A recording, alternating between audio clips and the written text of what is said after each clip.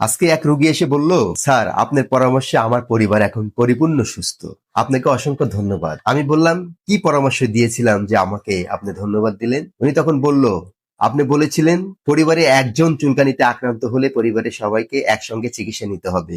তাই আমরা একসঙ্গে চিকিৎসা নিয়ে আজ পরিপূর্ণ সুস্থ। এই জন্য আপনাকে ধন্যবাদ জানাচ্ছি। এই লোকটার কথা চিন্তা করলাম যে আজকে একটা ভিডিও তৈরি করব। ভিডিও শুরুতেই আমি আমার পরিচয়টা দিচ্ছি। আমি ডাক্তার মিজানুর রহমান। আমি মূলত চর্মযৌন অ্যালার্জি নিয়ে চিকিৎসা করে থাকি। খোসপসরা বা স্ক্যাবিস বা চুলকানিটা আসলে কি? এটি হচ্ছে ত্বকের অত্যন্ত সংক্রামক রোগ, যা সার্কোপ্টেস স্ক্যাবি নামক জীবাণু দ্বারা বা মাইট দ্বারা এটা তৈরি হয়ে থাকে। অনেকে মনে করেন যার চুলকানি হয়েছে তার চিকিৎসা নিলেই তো হয়, অন্যজনের চিকিৎসা নেওয়ার কি দরকার? কিন্তু বাস্তবে এটি খোসপসরা বা চুলকানি বারবার ফিরে আসার অন্যতম প্রধান কারণ। কেন পরিবারে সবার চিকিৎসা প্রয়োজন? এই মাইট একজনের থাকলে তা দ্রুত পরিবারের অন্যান্য সদস্যদের ছড়িয়ে পড়ে, বিশেষ করে যারা একই বিছানায় ঘুমান, শিশুকে কোলে নেন বা দীর্ঘদিন আক্রান্ত ব্যক্তির ত্বকের সংস্পর্শে থাকেন। এমনকি একই পরিবারের ঘনিষ্ঠ যারা বসবাস করেন তাদের মধ্যে ছড়িয়ে পড়তে পারে। সবচেয়ে গুরুত্বপূর্ণ বিষয় হচ্ছে, আক্রান্ত হওয়ার পরও 2 থেকে 4 সপ্তাহের মধ্যে দেখা যাচ্ছে অনেকের চুলকানি বা কোনো দাগ নাও দেখা দিতে পারে। এই সময়ও কিন্তু একজন আরেকজনের মাধ্যমে ছড়িয়ে পড়ার আশঙ্কা থাকে। এই কারণে যদি একজনের চিকিৎসা নেওয়া হয় বা অন্যজনের চিকিৎসা না নেওয়া হয়, তাহলে চিকিৎসা শেষ হওয়ার পরেও পুনরায় আক্রান্ত হওয়ার সম্ভাবনা থাকে বা আক্রান্ত হয়, যেটাকে আমরা রি-ইনফেকশন বলে থাকি। কারা একসঙ্গে চিকিৎসা নিবেন?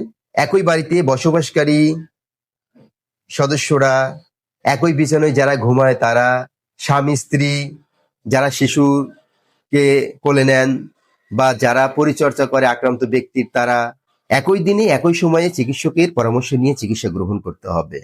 তাহলে আক্রান্ত ব্যক্তি পরিবারের অন্যান্য সদস্যদের ঝুঁকিটাও অনেকটা কমে যায়।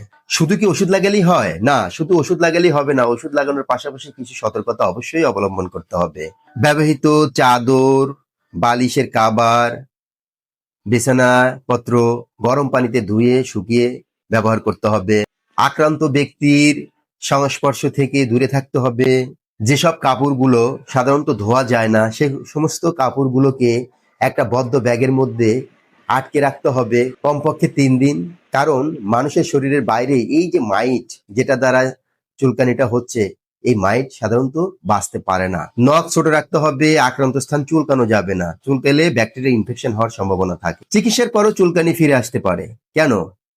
কারণ একটাই, আপনারা জানেন যে চিকিৎসা করার পরেও 2 থেকে 4 সপ্তাহ চুলকানিটা আবার ফিরে আসতে পারে। কারণ মৃত মাইট এবং তাদের অবশিষ্ট অংশের বিরুদ্ধে আমাদের শরীরের একটা প্রতিক্রিয়া শো করে, যার কারণে দেখা যাচ্ছে অনেক সময় ফিরে আসে। তবে যদি নতুন নতুন দাগ দেখা যায় বা গোলাকৃতির চুলকানির মতো কোনো কিছু দেখা দেয়, তবে অবশ্যই নিবন্ধিত চিকিৎসকের পরামর্শ নিয়ে চিকিৎসা করতে হবে। খোসপসরা রোধের জন্য প্রয়োজনীয় কিছু ব্যবস্থা গ্রহণ করা যেতে পারে, যেমন আক্রান্ত ব্যক্তির সাথে পরিবারের সবার চিকিৎসা গ্রহণ করা, কাপড় চোপড় যা যা আছে পরিষ্কার করা, চিকিৎসকের পরামর্শ অনুযায়ী চিকিৎসাটাকে চালিয়ে যাওয়া, মাঝখানে চিকিৎসা বন্ধ না করা, নিজে নিজে চিকিৎসা না গ্রহণ করা। মনে রাখবেন, খোসপসরায় সবচেয়ে বড় ভুল হচ্ছে এক এক আক্রান্ত ব্যক্তির চিকিৎসা একা নেওয়া। এটা করা যাবে না। আক্রান্ত ব্যক্তির সাথে ওই পরিবারের যে ঘনিষ্ঠ লোকগুলো আছে সেগুলোকে চিকিৎসা একসাথে দিতে হবে। তাহলে এর ঝুঁকিটা কমে যাবে, আক্রান্ত ব্যক্তি খুব সহজেই দ্রুত সুস্থ হয়ে যাবে। সতর্কতা হচ্ছে, যদি পরিবারের একাধিক সদস্যর হয়, রাতে খুব চুলকায়, আঙ্গুলের ফাঁকে, নখের ফাঁকে, কবজিতে, কনুইতে বা যৌন অঙ্গের আশেপাশে হয়, তাহলে অবশ্যই আপনাদের উচিত একজন নিবন্ধিত চিকিৎসকের পরামর্শ নিয়ে পুরো পরিবার একসাথে চিকিৎসা নেওয়া। তাহলে আর এই জিনিসটা ফিরে আসবে না, পরিবারের সবাই সুস্থ থাকবে। যাই হোক, আজকে আমি একটু পরামর্শ দেওয়ার চেষ্টা করলাম যে অনেকে আসে আমাদের কাছে, স্যার চুলকানি হচ্ছে, ভালো হচ্ছে, আবার হচ্ছে।